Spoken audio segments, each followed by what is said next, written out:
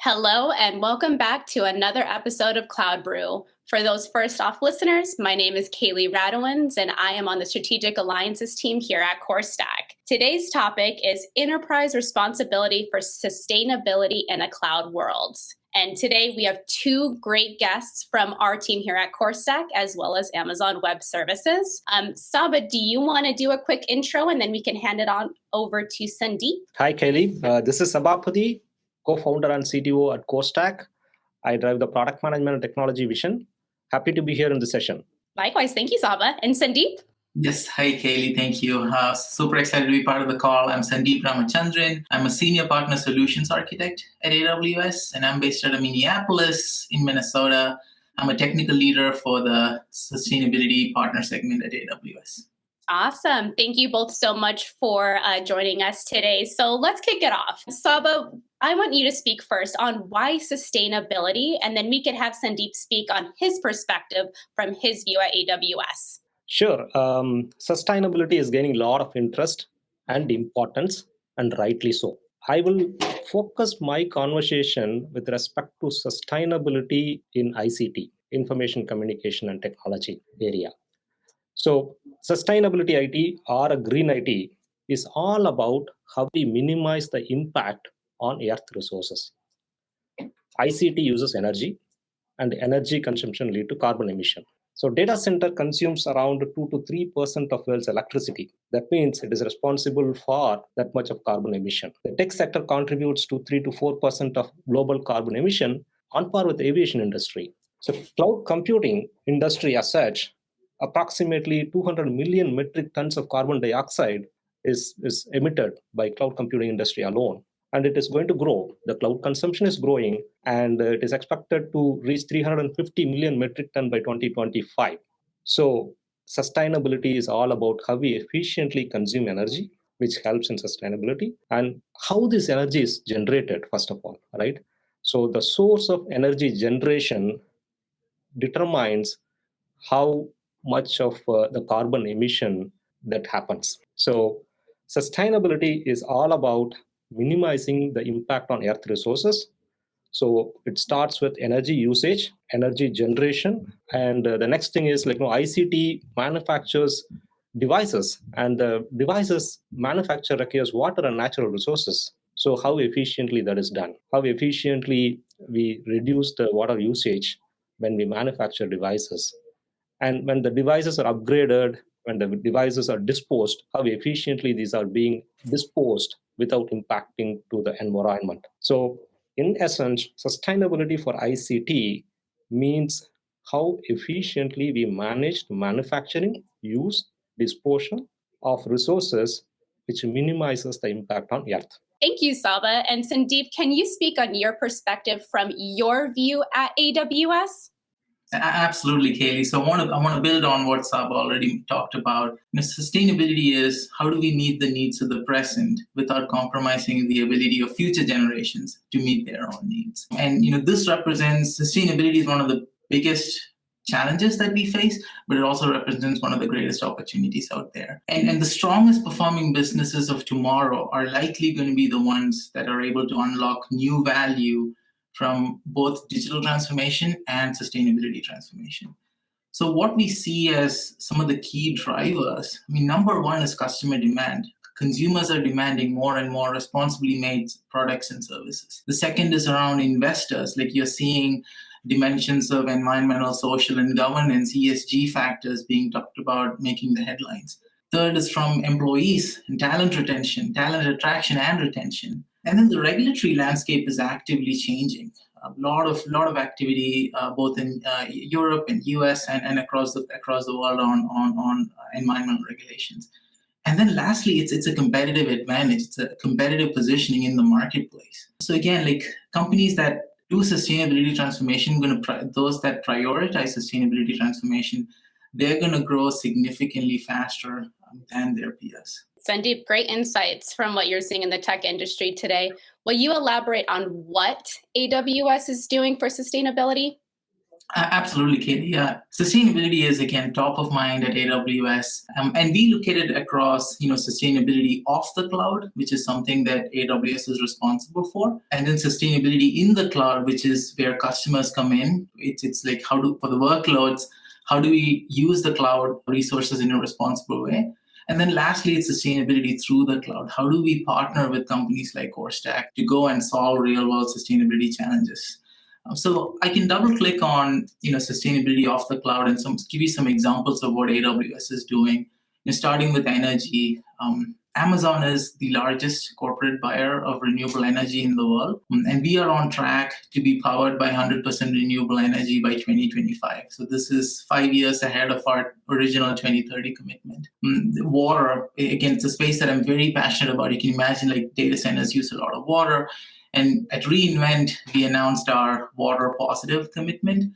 So by 2030, AWS will return more water to the communities than the water we consume in our own direct operations. So think of technologies like evaporative cooling or recycled water being used. All of this is to significantly improve the water use efficiency of our data centers. And then on the server side of things, again, at reInvent, we launched AWS Graviton 3. So this is the third generation of our ARM-based processor and our most energy efficient chip yet.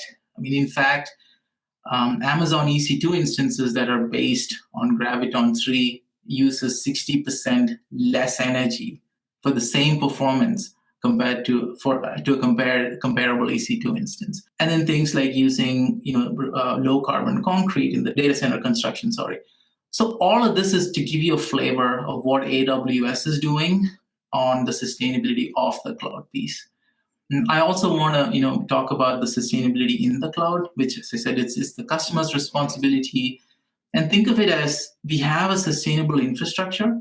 How do we utilize that in the most efficient way possible? So we launched a sustainability pillar for our AWS well-architected framework. And this is our best practices and guidance around architecture decisions, software patterns, hardware patterns, data patterns. And it's specific to workloads. And the overall goal is, how do we extract the most from the resources we are provisioning in the cloud? And then the last piece in sustainability through the cloud, which is, how do AWS join forces with our partners like Corestack? How do we solve real-world sustainability challenges, including sustainable IT, but also going beyond and looking at things like decarbonization or even social aspects of sustainability? So I'm, again, curious to hear Saba's take on how Corestack looks at sustainability and how you're helping your customers on that journey. I know we're hearing a lot of buzz around sustainability from our partners and customers. Saba, do you want to elaborate on what we're doing here at Corestack to promote and drive sustainability, or who Corestack is and how we're driving that?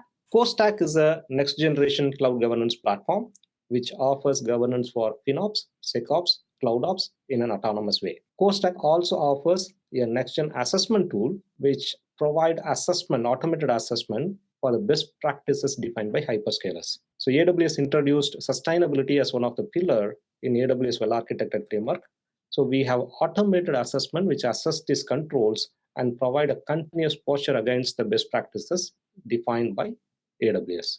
Corestack is part of AWS well-architected ISV partner program, and it has an integration with well-architected tool. So that's what we do at Corestack. And what we are doing for sustainability is we are extending governance to sustainability. Sustainability is very important parameter for CIOs to track now. So we plan to provide the overall visibility of sustainability. We plan to provide posture for sustainability controls defined by hyperscalers like AWS. And we plan to provide sustainability-aware custom optimization. These are all the things that we are doing, Kelly. Awesome, thank you. And I want to go back to our today's topic, enterprise responsibility. So where does the CIO or the C-level suite play a role in these types of conversations? Let me take that question. So as Sundeep explained, there is a responsibility on the cloud service provider on sustainability, primarily how much of renewable energy that they use, how efficient they operate the data centers and all of that. There are a lot of responsibility on the enterprise side. So when the enterprises consume cloud, it is their responsibility to optimally use the various services. They need to have a mechanism to have a visibility on what they use, what they don't use. These are all the responsibility lies on the enterprise side. And it is also important for the enterprises to provide data points to the regulatory needs on how sustainable they are. That includes the usage of cloud, the traditional center that they have. They need to put together and then provide these data points. Yeah, and I can also add on to what Saba mentioned. What we see from customers, like the questions we get from customers are, how do I identify emission hotspots? Or how can I optimize my energy, water, and drive out waste from my operations? Or things like, how can I accelerate my innovation so that we can achieve sustainability transformation faster? Or how do I collaborate with my value chain partners? Now, in all of these questions, digital technologies can be a key enabler for all of this.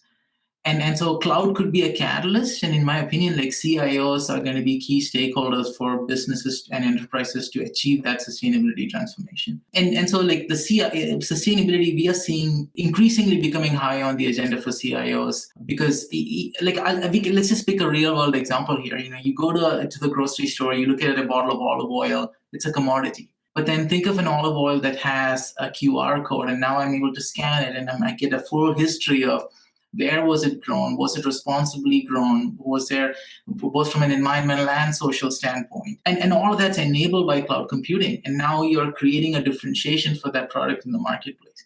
So again, I feel like, as this is the decade of action when it comes to sustainability, CIOs are going to be key stakeholders that help their business to achieve that twin mandate of both digital transformation and sustainability transformation. Awesome. Do we have any closing words from either of you? I know we're closing in on time. So anything from Saba or Sundeep? Sure. I will add one point here on the responsibility for sustainability. Several enterprises have committed to using 100% renewable energy to power their operation. And one of the key factors for achieving that is migrating to cloud, because cloud service providers have a better mechanism of managing the energy efficiently, and they have a mechanism to reduce the hardware waste. And cloud providers have committed to using renewable energy. So one of the goals for the CIOs in the enterprises is to migrate to cloud. If they don't have a mechanism to use 100% renewable energy, that is the trend that we see now. And again, I feel like that's where Corestack comes and you're making it easier for customers and CIOs to make that journey. Awesome. Thank you both so much for being a guest on today's episode of CloudBrew. We know the idea or the plan of sustainability isn't going anywhere, and the goal for all companies across industries are going to be in their full year plans and at that C-level, suite level. So a big thank you to both of you, and a big thank you to all of our listeners. Please subscribe to hear more content. We are on Spotify, SoundCloud, YouTube, iTunes, Audible. Until next time, thank you. Thanks.